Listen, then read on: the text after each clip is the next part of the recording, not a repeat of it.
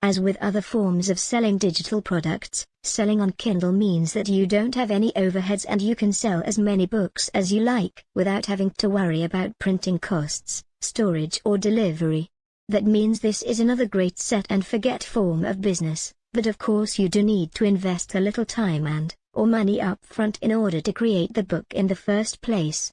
To make your book, you can either write it yourself, or you can hire someone to write it for you. It does need to be good. Not only because that's the moral thing to do, but also because readers can read excerpts of books before choosing to buy them or not. What's more is that a good book will have lots of high star ratings and this will help it to rank higher. Try to think of the Kindle store/Amazon store like a search engine.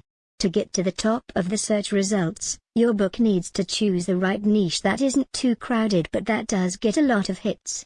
At the same time, it needs to be designed with an outstanding cover and the name/description should have keywords in them that people are going to search for. Think about what's hot right now, what's up and coming and what the world needs more of. Think about how you can anticipate an upcoming trend and make a splash with a great book before anyone else does.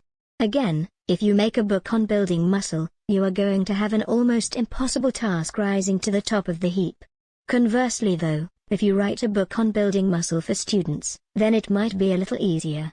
Especially if you can combine that title and niche with a great cover image, a great sales pitch in the description and some good reviews. Try dropping your price occasionally too to help your product climb up the ladder by getting plenty of downloads.